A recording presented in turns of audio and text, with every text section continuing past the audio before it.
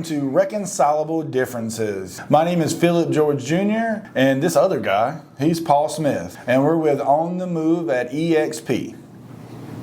Or On the Move team. Oh yeah, I should say Broken team. by EXP. Yeah, That's right. okay. That's okay. Let's keep going. You're getting fancy with it, but yeah. I'm only On the Move team. I'm trying to stay compliant. Right, brokered by EXP Realty, and we're Reconcilable Differences. Today's first topic, Paul, is driving in the triangle. And I'd like to start this off by stating a statistic. According to the Triangle Business Journal, between 2017 and 2019, 52 people a day were moving to the Raleigh-Cary area. So there's just more drivers out there. There's just more drivers. I understand the math. Right. So with that being said, what I've been doing, and maybe you're doing this as well, but I typically, if the GPS says it's going to take me an hour, I leave an hour and 15 minutes early.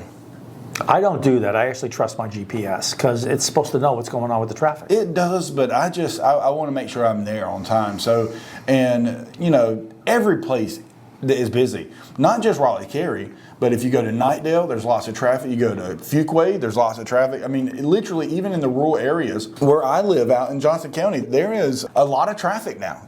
Just traffic in places you didn't have 5 years ago, 10 years ago. I would agree. A lot of people are coming here. You got to plan ahead, and it's making traffic a little bit worse. But believe me, nothing like it's traffic time in Boston or New York or Los Angeles. Well, we went up there for vacation. I thought they were trying to. I really did.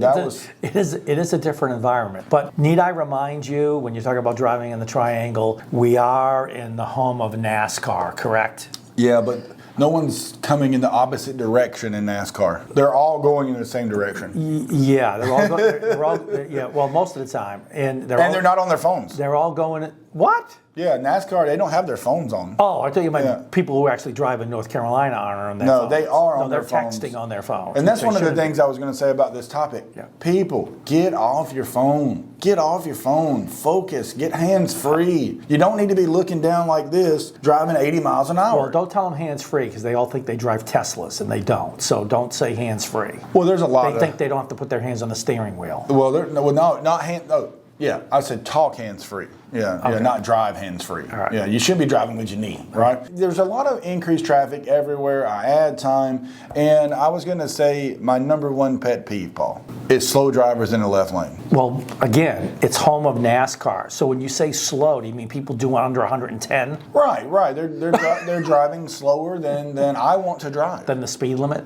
Full disclosure, I'm not a good driver. What about yourself? You think you're a good driver? Well, by you saying that, I have some statistics. Okay. Because you threw out a statistic. Nice. All right. Okay. All right. So first off, again, we're in the land of NASCAR, and and I don't dislike NASCAR, by the way. I like fast cars, but just out of curiosity, I looked at some stats, and in 2022, North Carolina drivers ranked 12th most in accidents. What? Hey, listen, it came off the internet, it's got to be true. And also, they ranked 17th most in DUIs for the nation. Neither one of those is good. No, all right? it's not. It's not. But considering we're the 10th most populous state, at least last time I looked, that could have changed. But all right, but here's another people. Here's another interesting fact. Okay. From this. All right. So now, as you know, okay. I am from Massachusetts. I do know that. Massachusetts drivers, they got the fewest speeding tickets in 2022, the fewest. It's because they're all driving fast. But we were second highest in accidents. Really? So, second highest. But think about that. Think about that, folks. What that proves to me, all right, is number one, Massachusetts drivers, they know where the gas pedal is, but they don't know where the brakes are. Well, okay, that's it's pretty like fun. how do you rank fewest in speeding tickets but second highest in accidents? I don't know, but I will tell you they're aggressive. They're aggressive. They might not be driving fast and getting tickets, but they're aggressive. We are aggressive. In fact, I don't think my wife wants to drive with me anymore. But Well, welcome to the club. My wife will not drive with me. She didn't feel that way, though, when she was 17. Well, fair enough. Yeah. I'd like to say this, a couple things. This is just a fun topic. It's really a griping topic a little bit, right? But use your turn signals. Maybe just use them. People need to know where you're going, right? I'm glad you brought that up because it is a fact that the Lexus model car does not have directionals. I mean, it's a proven fact. Why are you saying that for? Because anyone who I've ever been behind who has a Lexus has never used a directional. Ever. Thoughts and opinions on this show do not represent EXP or the On the Move team exclusively. Oh, by the way, I should also add that Lexus is one of our sponsors. They're not.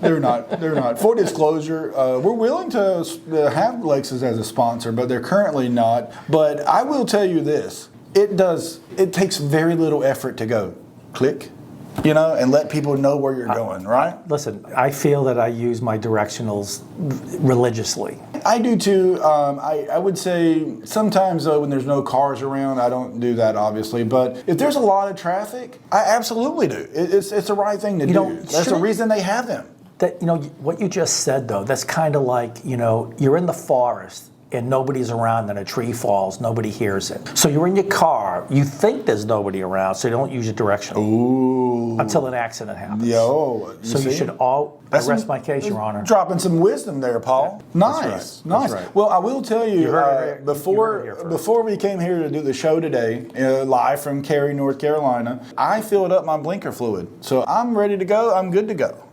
I'm using my blinkers. They're fully, lubricated. Well, now you just explained why Lexus doesn't have directionals because they never fill up that blinker fluid. That may be the case. Yeah. So is that the green? Is that why? Is it green? Yeah, I think it is green. Because on my car, it's green fluid. Yeah, it is green fluid. I think it. But I mean, again, your model might be different. Your blinker fluid might be blue. I don't know. Dude, listen. Let me tell you something right now. You got people that are going to hear this and think we're being serious. And they're going to go out to their car manuals and try to find the green blinker fluid for their cars. If you do that, please tell us about it. And then they're going to complain to the United States government, whoever, Consumer Protection, why can they not find the green fluid in their car? Oh my. For their directionals. It's obviously a joke, folks, but if you do find your fluid, let us know. Let me say, on a serious note about this topic, this is probably my number one pet peeve is people driving in the left lane that are driving slower than traffic. It creates a dangerous situation. Slower than you. Yeah, it creates a dangerous situation of everybody trying to get around them, and if there's no room to go, I've seen cars make dangerous moves and cutting into it where they shouldn't have. So just move over. If you don't want to drive fast, just move over and let us go, right? And then the other thing I wanted to say is do not stop school buses. Like it seems like a no-brainer. You're taking children's lives into your hands when you do that. Whatever's going on in your life, I understand it may be important, but it's not more important than a child's life. Just stop. If you see the sign out, just stop. Don't do it. Good advice, Phillip. I think so. Good advice. Yeah. Yep, I agree. I'm off my soapbox now.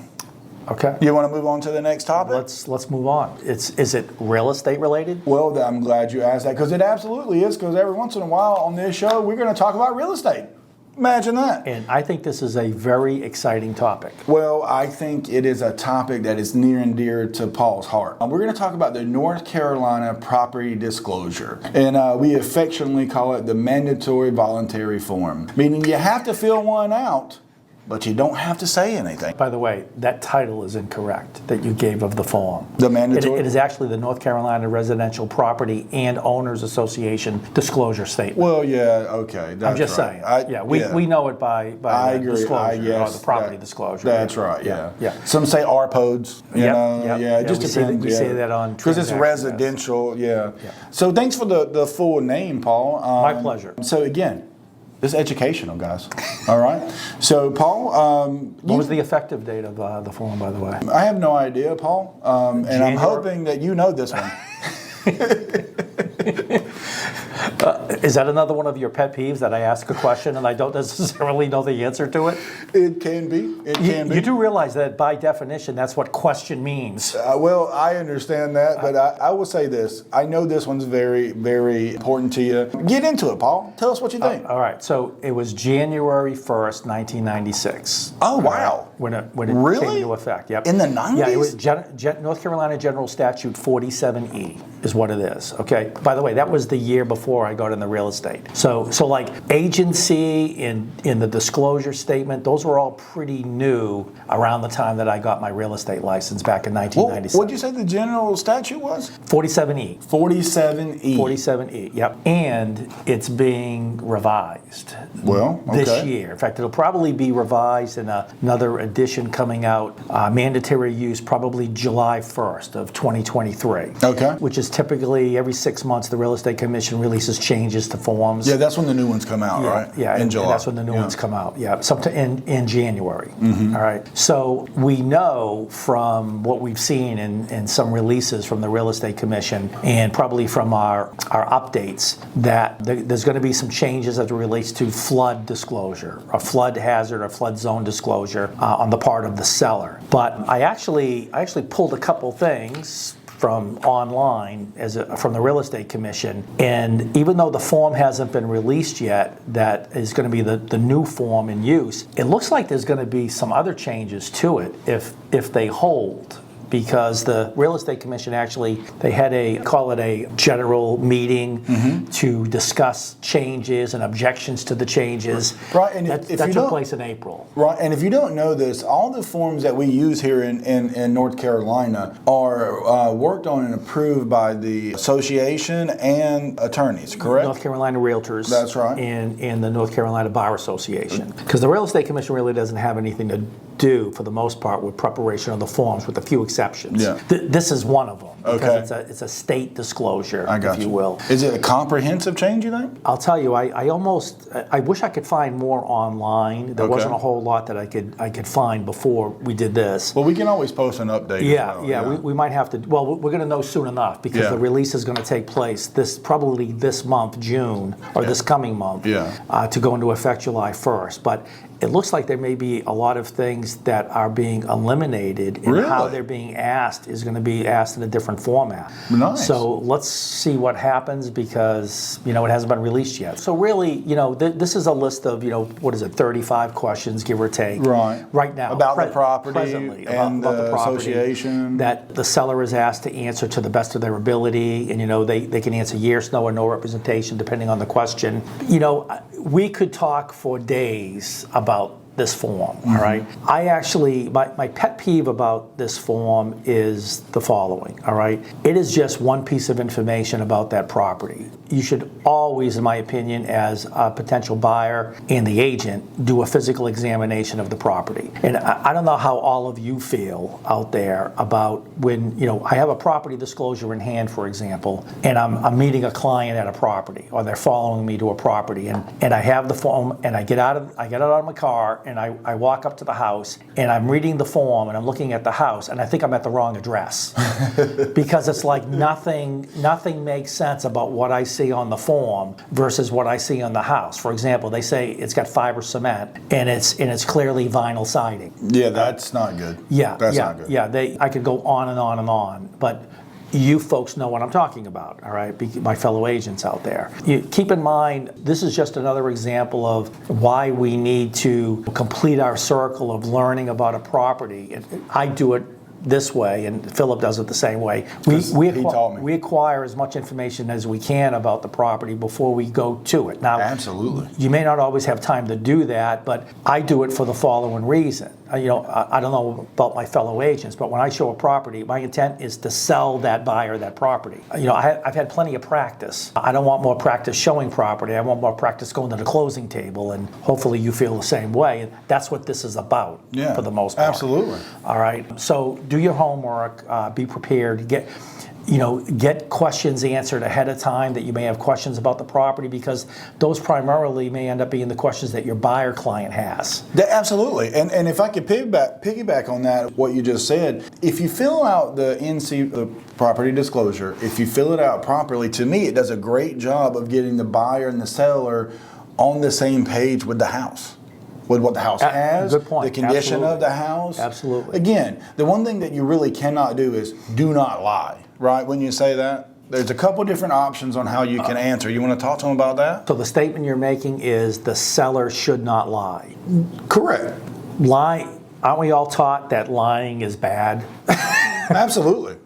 absolutely. So again, you don't have to say anything, but if you say something, you shouldn't lie. Well, I don't believe that it's really, for the most part, lying in terms of what sellers might put down on a property disclosure. I think they get poor guidance from their real estate agents about how they should complete it from the standpoint of, here's the question. You know what? And I think that comes from education about and training about the form. I'll talk about the roof. Yeah. Okay. The seller says, I don't know what to put down. And the real estate agent I would ask, Mr. Smith, why are you saying that? I say, well, we haven't replaced the roof. It's 2023. I don't recall what the old property disclosure said, but the roof was supposedly relatively new. Well, if they don't know, then say no representation. Yes. Unknown. Okay, and you're disclosing properly to a potential buyer. Okay, so why don't we talk about your selection so that they understand the general public and any agents watching this? You have yes, you have no on the current form,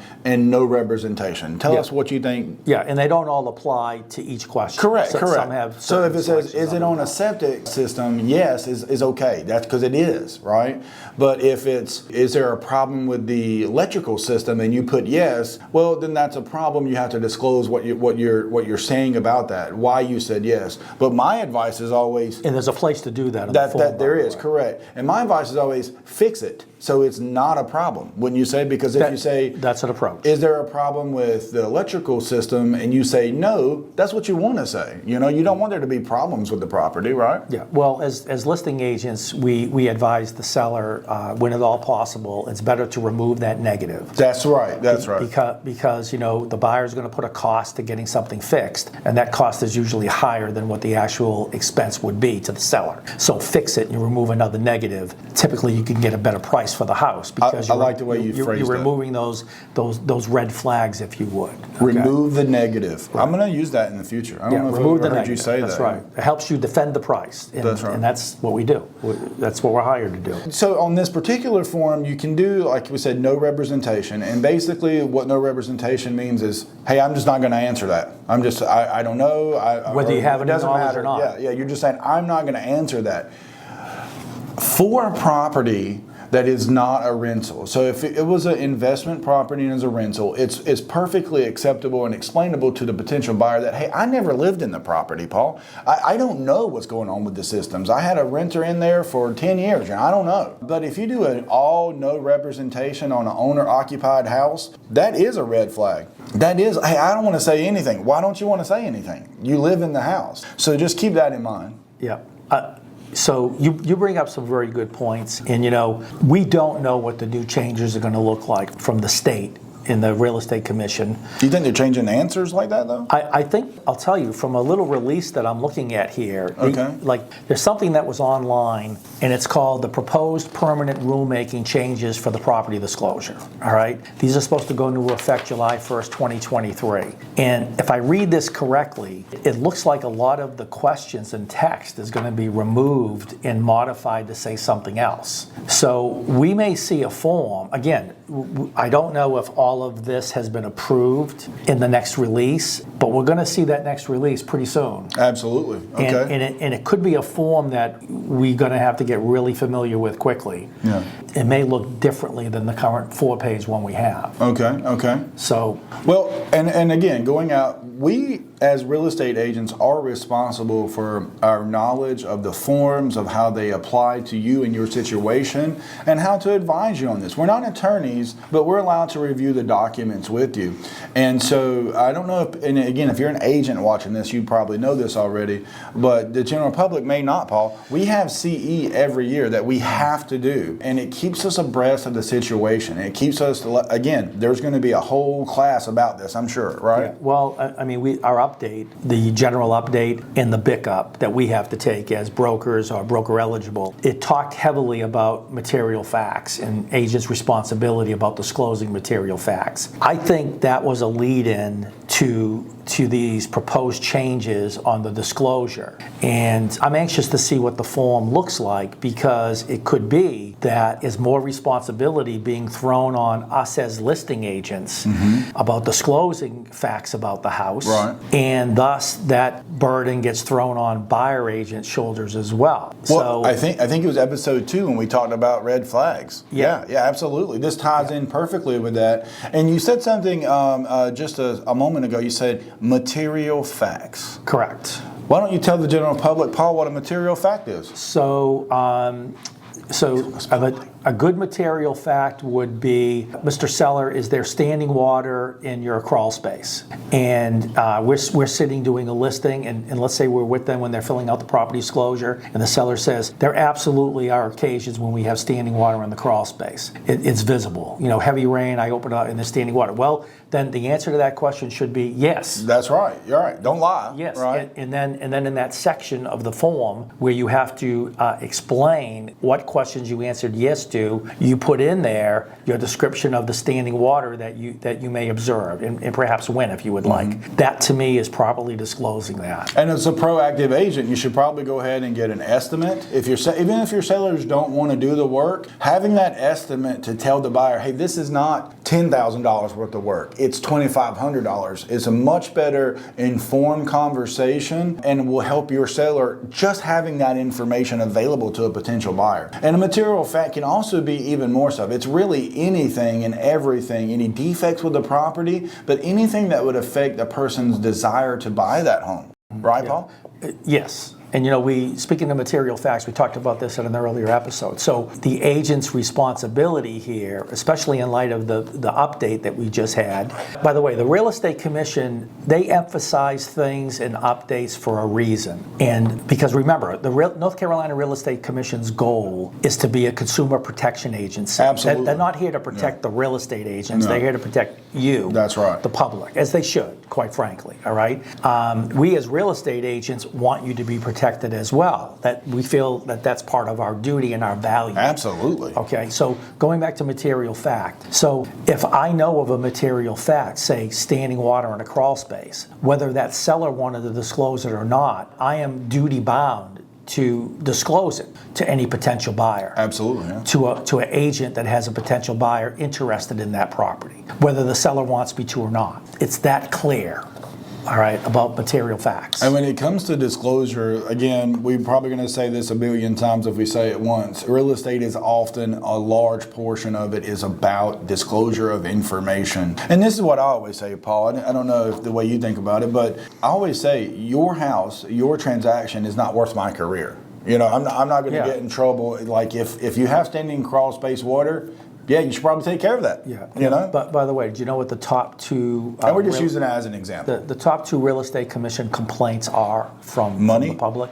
It's misrepresentation and failure to disclose. Okay, yeah. The top two. All right. And what are we talking about here today? Both. That's talking about both those when it comes to the property disclosure. So stay tuned. We'll, we should probably do a follow-up on when the disclosure is released. I think we should, yeah. And talk about how it's changed. What episode is this again? This is episode 3. Nice. Show 3 of, we hope to be in the tens of thousands. I don't know. Reconcilable differences. With that being said, I think it's, if you do this right, it gets both parties on the same page. It lets the buyer know what's going on with the property. And if you're an agent, you should be reviewing these documents, this disclosure, with your sellers and with your buyers. And make sure that you have a good handle about the home, and it's going to make a smoother transaction. And it keeps you out of trouble if you do it properly. That's right. That's right. In the majority of times, you as an agent can find out information about the house to assist somebody to answer these questions. Yeah. The age of HVAC systems, or the heating side of the systems, all of those things. And we can talk more about how to do that. We need to be more helpful, but again, a lot of this depends on what this new form looks like. Yeah. And I wish the update could have centered more on that, but it just hadn't progressed far enough to do that, I think. I have one Next year's probably will. I have one more thing to say about this, Paul, and I'll let you have the final say on it. But this is the thing, is that it's not everybody's going to be deceiving, right? They're not being purposely sometimes. And I'll use this as an example, Paul. People get told things, and they think it's fact. For example, when you have a storage tank, a fuel tank in the ground, I can't tell you how many people have told me, oh, well, we just put sand in it. That's the way you, because no one uses oil tankers anymore for their heat, right? So, oh yeah, you just pour it full of sand, right? It's fine, right? No, it's not. Actually, I reached out to the contractor, I reached out to North Carolina, and the only way to actually do it properly and abandon that oil tank is to dig it up and dig up all the soil that goes along with it. Then you have to do a test to see if there's any oil toxicity in the ground. Yeah, this is probably EPA recommendation. Correct. About what they say is the best procedure. Correct. Yes. The authorized proper procedure. Somebody might not disclose the fact that they filled it full of sand and left it there because they thought they did it right. Yeah. So again, communicating with you and your agent to work through the house, work through the red flags. A previous show, make sure that we're disclosing the right information. It's going to help the buyer make a good decision, and it's going to help you get to your goal, which is to liquidate the asset. Yeah, I agree. I'll add one thing, and then we can move on. Oh, the next topic is a doozy. I recently had something come about from in a home purchase. The by names a buyer. and places have been changed to protect the innocent. It wasn't disclosed. This was related to a hot water heater, and a permit wasn't pulled, and it was required in this locale to pull a permit, and there ended up being a problem with the hot water heater, and we because of the background work we do, we found out that the process wasn't followed properly. To make a long story short, the current owner. They had the hot water heater installed wrong. It wasn't venting properly. So it could have created all sorts of problems, and it could have theoretically been life-threatening. Wow. Right? And they didn't know this, all right? So, of course, this was a tremendous red flag when we learned this and then realized, literally, it was the wrong hot water heater in the house.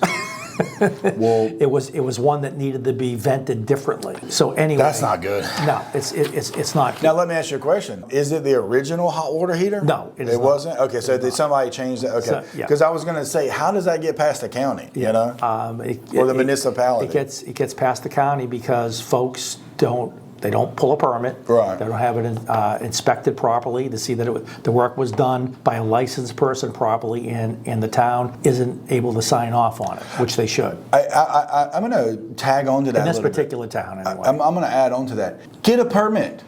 Just get a permit. It's going to come back to bite you if you do not get a permit, and it's required. And do not take your contractor's word for it. Make sure that you see the permit. Make sure that you follow up and get your CO, because I've had so many sellers say, oh yeah, I hired a contractor, they did the permit, and then I can't find it. It was never done. It's important for you to protect yourself, and that's why we tell our clients, get a permit. The permit costs nothing. Make sure it's done properly. Yeah. We see lack of permits a lot, and we're real estate detectives. Yes, really. You have to be. Yeah. Stay curious, all right? Yeah. So, with that being, are you Sherlock Holmes or Dr. Watson? I'm a fantastic real estate agent. Oh, all right. All right. You had your chance to be Sherlock Holmes. I'm with you. I'm okay with being Watson. So, moving on. Are you ready for this next topic? Well, I know you're ready for this next topic. Well, again, and I have my opinions about this. The next topic is MJ versus LeBron. Who's the GOAT? This is a big deal. Everybody's talking about it, especially since not everybody. The Lakers got swept. Did you see that coming? I understand they lost the series, but getting swept? No, because... What about the Denver Nuggets, right? LeBron, well, they got a good team. They do. That, was it Jokovic? How do you say his name? That's not the right word. I have no idea. I can't say his name, so I apologize. But he's good, though. But he's fantastic. He really is. They got a good team. He was dominating in that series, I feel like. You would expect LeBron to be. And LeBron and Anthony Davis, they're awesome. But, LeBron, he ain't a young guy anymore. Yeah, and I think Anthony Davis is a you. He's a feast or famine guy. He's really fantastic. Or where's Anthony? Did he show up tonight? You know what I mean? It's crazy. Well, if you're not showing up in the playoffs, what else are you going to show up for? Yeah, I don't know. That's crazy. So Oh, by the way, can I interrupt for 1 second? Yeah. Okay. I need a shout out. I was wondering what's going on with this jersey. I need a shout out. Okay, so this is my Carolina Hurricanes jersey, hockey team, all right? So I want to shout out to the Carolina Hurricanes. Go Canes. And I know they're disappointed because they got knocked out of the playoffs, but they got swept. They did. But you know something? A couple of bounces one way or the other would be the difference between them being in the finals and Florida Panthers being in the finals. You think it was that close? Yeah. Oh, absolutely. Oh, really? I didn't watch.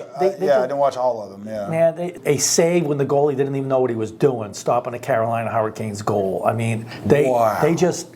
But you know, that's hockey. That's hockey. It's a little bit of a bounce this way or that way. So they had a great season, but you know, if you're, I'm not a professional sports player, obviously, but they don't feel it's a success unless they win the championship, and that's the way it should be. That's quite right. Frankly. That's right.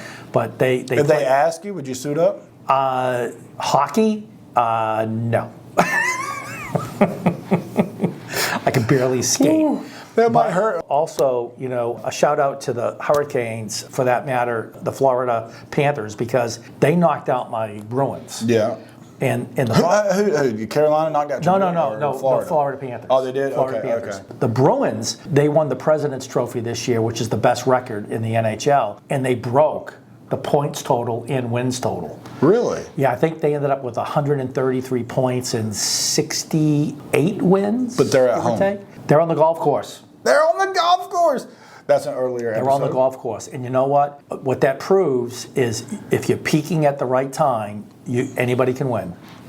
Anybody can win. Yeah. That's the bottom line. So anyway, back MJ versus LeBron. Who's the GOAT? Who's the GOAT? I will say this, Paul. Let me get in this. I know you're going to take in a different direction, so let me just say this. LeBron James is the reason I watched the league, okay? I didn't watch it when I was younger. Again, I'm from here. We're really big into college basketball, but the pros they didn't seem to have the same fire for me. But I started watching LeBron James, and I would always use Kobe as an example. Like, Kobe would hit that 20-footer in your face all day. You know, I mean, he had the Mamba mentality, as it were. And I will say, Kobe's death is probably one of the hardest hit for me because I just didn't expect it. He was a young guy, only been out of the league for a few years. It hit me. Yeah, it's tragedy. Typically, things like that don't, because I don't know them. But it was crazy. So shout out to Kobe, rest in peace. But Kobe was a Mamba mentality. He would hit that 20-foot in front of your face all day. He'd have 60, 80 points, 50, 40 points. You know, he would do that. But LeBron James would do things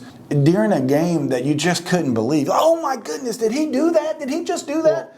Okay, so just out of curiosity, do you still have the LeBron James, like his junior high school poster on your wall? Well, it wasn't junior high school poster. You sure? It was when he was with Cleveland. When he left and took his talents to Saudi. It was high school. It's when he, no, it wasn't. It was Cleveland. It's when he took his talents to Saudi. What do they call those things you put on the owner dropped the price of his fat head. It was crazy low. Yeah. And so I got it. No, the wife made me take it down. She didn't like the decor in the bonus room. No, she made you take it down because he's not the greatest in the world. Well, I have an opinion on that. I'm going to save that to after I talk about everything and say whether I think he's the GOAT or not. But with that being said, I point out I was watching him play, and I believe it was a playoff game. And, you know, this is back when he was with Cleveland, and he didn't really have anybody to play with. It wasn't like in Miami where he had D. Wade and Bosh. He didn't have anybody there. And he come down the court, and there was nobody to throw the ball to. He throws the ball against the backboard and then basically alley-oops it to himself and dunks the ball in a playoff game. I was like, what in the world is going on? That's clearly a selfish move. No. And then I'll tell you something else. One year when they were playing the Bulls, right? And this leads me to my next point. Derrick Rose hadn't got hurt at this point, and Derrick Rose was lightning fast. Do you remember Derrick Rose, how fast? I do. He was like a blur. Yeah. And so they were playing. It gets to the fourth quarter. LeBron said, no more. And he started guarding Derrick Rose. And from there, he counted or assisted. He was a part of every point that the Cavaliers made. He took them back, and they won the game and shut Derrick Rose down. This man is super fast. And he just said, nope, that's done. I'm taking over. Now, again, that's in his prime. That's when he was younger. All right, so I say all that to say LeBron James can play all 5 positions. Now, I don't know that there's that many people that's ever been in the league that can do that. But there's 5 people on a team. Right. So we don't need him to play all 5 positions. I agree, and I think that's a valid point. By the way, you could get into... But Michael Jordan cannot play the center. We can talk about... No, but that brings up a good point. But Magic Johnson did. He played center one game, and I think it was a playoff game, yes, and won a championship doing it. I know that. I agree. So let's talk about the greatest of all time then.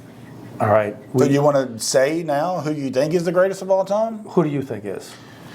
Well, if you had asked me a couple of years ago, I would have said LeBron James because of the things that he can do and the reason I'm a fan of LeBron James. Mm-hmm. He's a great player. And he is. He's fantastic. He's fantastic. He's been he has been fantastic for the game. He has been. And you know what? You don't hear about any controversy with him either. He's a good guy. He's put like 1,000 kids through school. I mean, it's crazy. But after this year and after looking at everything and a bunch of statistics, I think it's MJ and everybody else is playing for second. I mean, Michael Jordan can fly. I truly believe he can fly.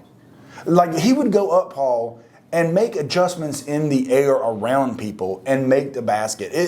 It's just something that again, LeBron James is a crazy athlete. He's a giant guy. He can play all 5 positions. I don't think he has the scoring ability or the mentality that Jordan did, and I don't think anyone will ever do as much for the game as Michael Jordan did. But Michael Jordan was a clutch player. Yes, he was a clutch player. I have a different thought about the greatest, and and unfortunately we tend to lean towards the greatest being the guys that won the most championships, okay? So not taking anything away from LeBron James, but LeBron James has 4 championships. Mm-hmm. Okay, if he plays longer, and he might, I know. But he went to the championship like a decade straight. It's in one, okay, yep. People with championships. Mm-hmm. You know who else has 4 championships?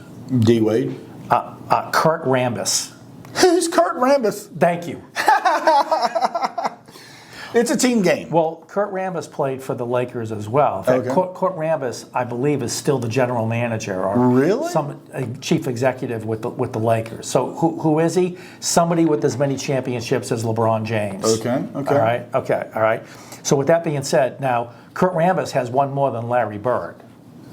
Larry Bird only has 3? Only has 3. Oh, I didn't know Larry Bird that. only has 3. Yep. Okay, MJ, of course, with 6. But right. I know where you're going with this, and that's not really... Magic Johnson with 5. Yeah, okay, I know where you're going. Okay, so I'm going to end with this, all right? Bill Russell has 11.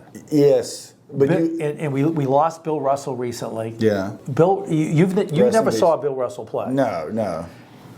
Man, let me tell you. But this was like in 1920, right? Kelly's grandmother, I remember when I was a kid, my younger sister, we're 2 years apart. My mother would be ironing in the kitchen, listening to the radio. Johnny Most announced the Celtics games, all right? And Johnny Most is a Hall of Fame announcer, gravel voice. He was a chain smoker. And just so you know, Kelly is his daughter. Yeah. Yes. Yeah.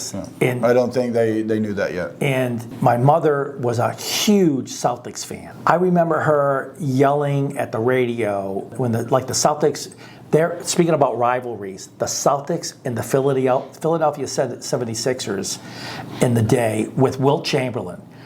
Bill Russell and Wilt Chamberlain, Wilt the Stilt Chamberlain, because he was so tall, they were at it all the time because they were probably the 2 best centers in basketball at the time. And Bill Russell, he could really, Wilt Chamberlain had his games, but Bill Russell had the championships. Right. And when it came clutch time, the Celtics would very often win. The luck of the Celtics. They were in the Boston Garden. So anyway, Bill Russell, 11 championships. In fact, the famous picture, he's holding up all those championship rings, and he doesn't have enough fingers. Yeah. Because he's got 11. That's... Okay. It's like these dudes talking about how many they've got. He's like, I got this many. Yeah, but... All right. And you know what? Bill Russell won 2 as a player coach. Oh, wow. So he was coaching the team and playing? Coach and playing. Wow, that's pretty impressive. So are you going with Bill Russell as being the number 1 guy, the GOAT? Well, here's the problem. They played in the game has evolved. Yeah. All right. And it's like when you talk about who the greatest quarterback of all time is, and we know there's no doubt about that anymore. But with that being said, it's This is why we're fans. Yes. Is it not? It is absolutely why. Because we can have these discussions. And it's hard to compare eras, but it's fun. Yeah. It's fun to do, don't you think? It is. And it don't cost anything. Bill Russell would be like 5 on my top 5, you know? And I think. But he's your number one. In Bill Russell's era, like I'm remembering seeing these games as a kid, all right? Sam Jones, Bob Cousy, John Havlicek. Havlicek stole the ball. Bill Russell, Casey Jones. I mean, these are, by the way, if you look up who has the most championships in the NBA, there's like 8 Celtics with the most championships in the NBA, well, even over Michael Jordan. That is because they had such a string of championships in a row. Yeah. And that's why that rivalry is there between the Lakers and that's another show that we talked about, rivalries. That's why the Lakers and the Celtics. Absolutely. I know one year I thought we were the Boston Celtics were going to win a championship, and I fell asleep at halftime. Woke up, LA won. They must have cheated. Oh my goodness. Going back to MJ and LeBron, I really do believe that this past getting swept in the playoffs this year. Did you see that ridiculous where he goes up, he's like wide open, and LeBron goes up for that dunk and drops the ball? Like, what is going on? But I would say it's like something you or I would have done. I know, right? I believe this sweep, though, changes the narrative that it's harder to make case for LeBron to be the greatest. Hey, I don't agree with your Russell pick, though, but I think it's MJ and everybody else is playing for second. Okay, well, we've reconciled that because of a different era. Yeah. Okay. Well, I hope you folks enjoyed our episode of Reconcilable Differences. That's some good topics. Don't forget to like, subscribe. And tell us who you think is the GOAT. And on our YouTube channel, we will have another episode for you soon. And don't forget, good selling. We'll see you soon.